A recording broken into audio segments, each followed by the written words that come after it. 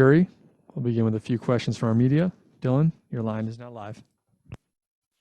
Hey there, Myles. Appreciate you making some time. What's up, Dylan? Oh, just chilling. I was curious about your training preparations, though, because I'd seen that picture a few weeks ago of you getting in work with Brendan Loughnane. I'm kind of wondering who some of the main people you were getting in work with ahead of this one were. Yeah, man. Yeah, training was really good. I'm healthy, coming in well prepared. I mixed it up, man. I was training a little bit with Brendan. I had obviously Jeremy Stevens, Staple being there every day. Training with Mike Perez, who's black belt under Galvao from Atos. Went over to Atos a little bit. Trained with Dean Lister. So, and then obviously my alliance crew. So yeah, man, training's good. I cannot complain. And I was noticing September 30th is Myles Jury Day in Hazel Park, Michigan. Are you making plans for the Myles Jury Day for this one, or a little too soon for that, perhaps?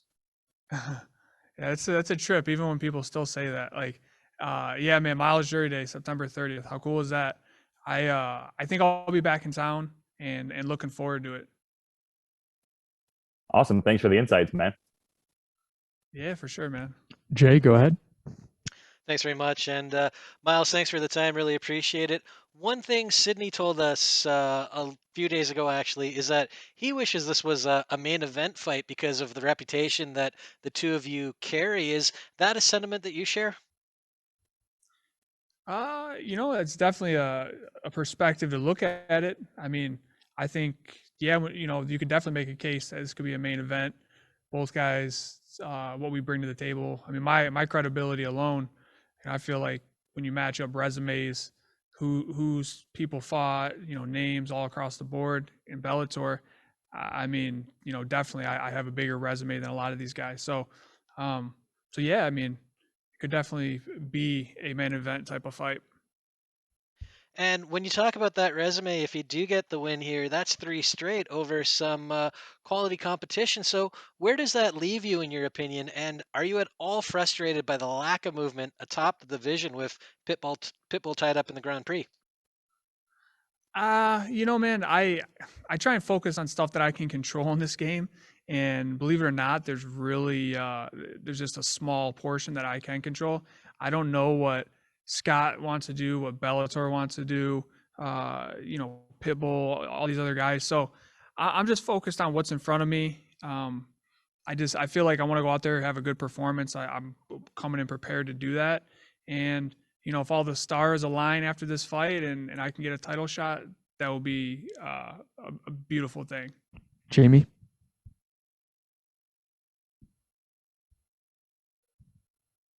Jamie, go ahead.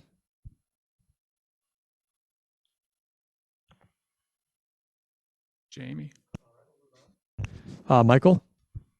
Hey, Myles, thank you very much for your time. You spent almost 7 years working for the UFC. You've been 2 years working for Bellator. This will be your fourth fight with them. Organization-wise, what do you think are the main differences between UFC and Bellator, and what's your favorite part of working for Bellator as an organization?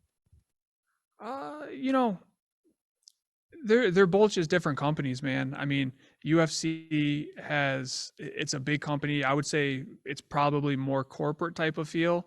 I mean, that's the best way of saying it. Bellator is more of, I'd say, like a mom and pops. You get more one-on-one time with the people who actually work here. It's a smaller crew. And yeah, man, it's been cool working with Bellator. Coming over here, I knew I wanted to compete with some of the greatest fighters around. They have that. I wanted a company that got behind me. They've been doing that, giving me main event, co-main event slots, Showtime, being on Paramount, just giving me main card slots. And yeah, I'm excited and blessed to be a part of this company. Thank you very much for your time, and good luck on Friday. Thank you. Jeff. Jeff Brantley from the Man in the Cage podcast. Myles, you had 3 straight losses, and then you have now 2 straight wins. Did something click for you, or was it small adjustments? What would you credit for that? I would just credit me continue to show up, show up to practice, show up to the gym, continue getting out there and competing, man. Adversity comes in many forms, and in this game, it can come in losses. So I just continued chipping away, getting better, staying true to myself, what I wanted, and showing up and putting that work in. And here I am, 2-fight winning streak. About to Thanks be and good 3. luck on Friday. Thank you. Last one, Ronald. This is Ron E. Smith.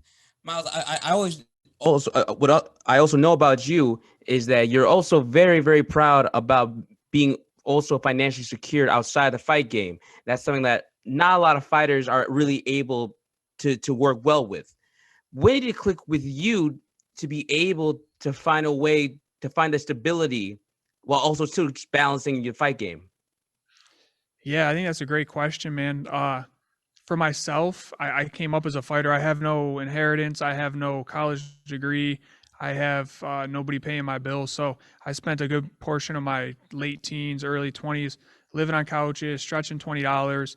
And then, when I got to the UFC, which was the biggest organization at the time, I knew, I was like, man, I don't want to live like this forever. And then when I started making money there, I was like, damn, I'm making like 8,000 and 8,000 and living in California. I was like, this, where's all the money at? Like, so I kind of just understood right there that I'm not signing an NFL contract and that I'm in a different game, a different league. So I had to really learn about financial education if I wanted to be financially secure. And that's what I did, man. I learned about, real estate assets, liabilities.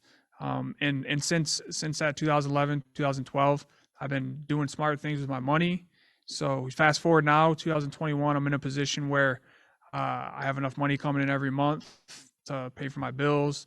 I get to fight. It's a blessing that I choose to do. I don't have to fight for money like I believe a lot of people do. So yeah, it came from fear, man. Fear and just being broke. That's kind of what made me make that decision to make those changes to my life. And thank God I did it, because I wake up sometimes and it's just a huge blessing for me and my family to be in a position to not be dependent on having to win a fight or fight to pay the bills. All right. Thanks for the time, Myles. Good luck on Friday.